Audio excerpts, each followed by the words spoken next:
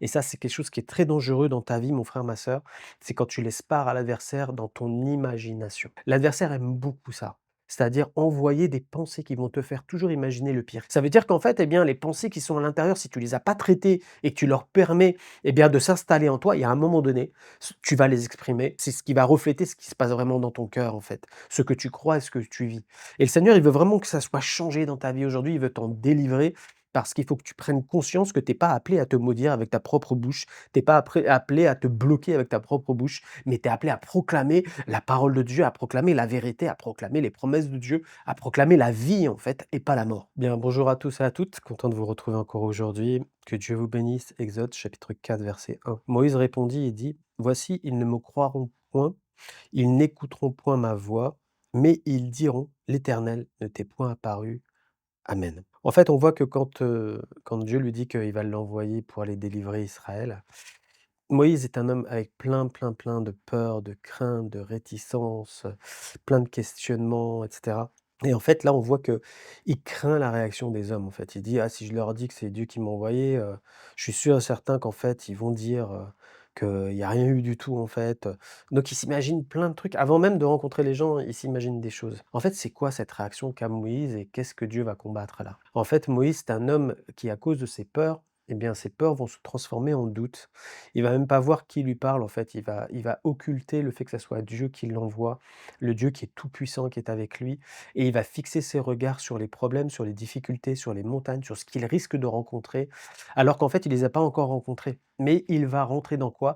Et ça, c'est quelque chose qui est très dangereux dans ta vie, mon frère, ma sœur, c'est quand tu laisses part à l'adversaire dans ton imagination. L'adversaire aime beaucoup ça. C'est-à-dire envoyer des pensées qui vont te faire toujours imaginer le pire. C'est bizarre quand on parle avec quelqu'un, qui va pas bien, il imagine toujours le pire, mais quand on lui dit: «Bah, écoute, ça serait pas mal que tu imagines le bien aussi», alors il te dit: «Ah non, ça je peux pas». C'est là où on voit que c'est une œuvre de l'adversaire.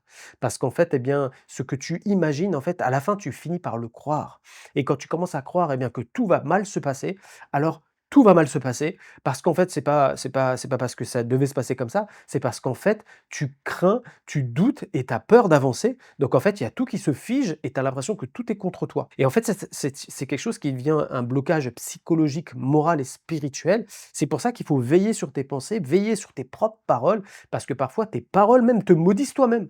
Et c'est là où il faut faire attention, parce que tes paroles, si tu les crois, eh bien, ça peut complètement te détruire. Il y en a combien dans ce monde-là qui parfois parlent tout seuls et se disent des choses, mais des atrocités parfois. À dire: «Tu es nul, tu y arriveras jamais, tu es qu'un échec, tu et puis des choses parfois extrêmes. Et ils s'insultent de cette manière-là, et en fait, ils le croient, et à la fin, bah, quand ils doivent faire quelque chose, ils ne le font pas. Pourquoi? Parce qu'ils sont figés avec ce genre de pensée qui devient une forteresse, un faux raisonnement, et ils sont bloqués, en fait. Alors que Dieu est celui qui veut faire de toi la tête et non la queue. Il est celui qui veut t'emmener dans des choses qu'il a préparées pour ta vie et qui sont extraordinaires, bonnes, et qui sont agréables et parfaites, nous dit la parole de Dieu. C'est ça la volonté de Dieu. Donc la Bible nous dit de Luc 6,45, l'homme bon tire de bonnes choses du bon trésor de son cœur, et le méchant tire de mauvaises choses de son mauvais trésor. Car c'est de l'abondance du cœur que la bouche parle. Ça veut dire qu'en fait, eh bien, les pensées qui sont à l'intérieur, si tu les as pas traitées et que tu leur permets, eh bien, de s'installer en toi, il y a un moment donné, tu vas les exprimer. C'est ce qui va refléter ce qui se passe vraiment dans ton cœur, en fait, ce que tu crois et ce que tu vis. Et le Seigneur, il veut vraiment que ça soit changé dans ta vie aujourd'hui, il veut t'en délivrer, parce qu'il faut que tu prennes conscience que tu es pas appelé à te maudire avec ta propre bouche, tu es pas appelé à te bloquer avec ta propre bouche, mais tu es appelé à proclamer la parole de Dieu, à proclamer la vérité, à proclamer les promesses de Dieu, à proclamer la vie, en fait, et pas la mort. C'est 3 Jean, chapitre 1, verset 2, qui dit: «Bien-aimé, je souhaite que tu prospères à tous égards et sois en bonne santé comme prospère l'état de ton âme. Amen». On voit que, eh bien, Jean va dire à cette personne-là: eh bien, si ton âme, elle est en bonne santé, si tu veilles sur elle et que tu l'alimentes avec des bonnes choses, avec la parole de Dieu, avec la vérité, avec les promesses, avec la vie éternelle, et cetera, eh bien, tu vas voir qu'en fait, tu vas prospérer à tous égards, parce que tout va se développer, le fruit va être bon, et puis même tu vas être en bonne santé, parce que oui, il y a toujours des répercussions. Quand on est mal à l'intérieur, ça se répercute sur notre corps. Il y en a combien qui sont atteints de maladies, eh bien, comme on dit aujourd'hui, psychosomatiques, c'est-à-dire, eh bien, reliées entre le moral et le physique, parce qu'il y a toujours un lien, et puis tu ressens des douleurs dans ton corps, tu ressens des sensations, et puis tu crois qu'en fait c'est l'adversaire qui t'attaque, mais pas forcément. Simplement, c'est parfois ton moral qui joue sur ton corps, et puis tu as des douleurs qui sont là, parce que ton corps réagit à la douleur de ton âme, tout simplement, c'est un reflet, c'est comme un miroir. Et donc en fait, Dieu veut te guérir, te délivrer de tout cela, mais il veut t'apprendre aussi à changer ta mentalité et à aligner tes paroles sur la parole de Dieu. C'est ça qui doit être dans ta bouche encore aujourd'hui. On a un exemple avec un jeune homme, c'est Jérémie. Tout au début, quand Dieu va l'appeler, Jérémie chapitre 1, versets 6 à 7, et quand Dieu va l'appeler, il va lui répondre quoi? Ah Seigneur éternel, voici, je ne sais point parler, et je suis un enfant. Et l'Éternel va lui dire, ne dis pas, je suis un enfant. Et là, c'est un ordre. Ne dis pas, je suis un enfant. Il dira, car tu iras vers tous ceux auprès de qui je t'enverrai, tu diras tout ce que je te donnerai, ne les crains point, car je suis avec toi pour te délivrer, dit l'Éternel. Amen. On voit que Dieu veille sur la bouche de son enfant et lui dit, non, je t'interdis maintenant de proclamer ça parce que c'est pas la vérité. La vérité, c'est que je suis avec toi et que je suis suffisant, même si tu es un enfant, même si tu sais pas parler, même si tu n'as pas de connaissances, je suis là. Et c'est suffisant. Je suis ta suffisance. C'est pour ça que la Bible déclare que je puis tout par celui qui me fortifie. Mon frère, ma sœur, tu peux tout aujourd'hui par celui qui te fortifie. Viens briser dans le nom de Jésus toutes ces pensées, ces paroles qui annulent ce que Dieu veut faire dans ta vie. Moi, je me rappelle que j'ai eu ce problème-là tout au début de mon ministère. J'étais jeune pasteur, stagiaire, j'étais dans une église où il y avait eu beaucoup de souffrance, donc j'étais confronté à quelque chose un univers que des pasteurs n'aiment pas rencontrer dès le départ de leur ministère. Mais c'était ça. C'était comme si l'église était malmenée, était souffrante, il y avait plein de choses à régler. Et puis je regardais tout ce qu'il y avait à faire. Moi, j'étais un jeune pasteur. Donc à chaque fois, je faisais quelque chose ou parfois, je faisais pas trop bien la chose. Alors, j'étais hésitant et puis souvent, j'avais cette parole. Ah, mais moi, vous savez, je suis un jeune pasteur, je suis un jeune pasteur, je suis un jeune pasteur. J'ai répété ça souvent, comme si c'était une excuse, me cacher derrière, à dire, ah bah, je suis un jeune pasteur, je suis pas capable. Et puis un jour, il y a une personne âgée qui est venue. C'est assez marrant.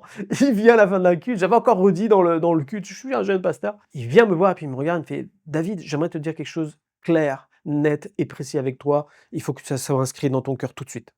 Je dis oui, frère. Alors que c'était quelqu'un de doux. Il me dit fermement, il me dit, David, il faut que tu t'interdises maintenant de dire que tu es un jeune pasteur. Je vais te dire clairement qui tu es.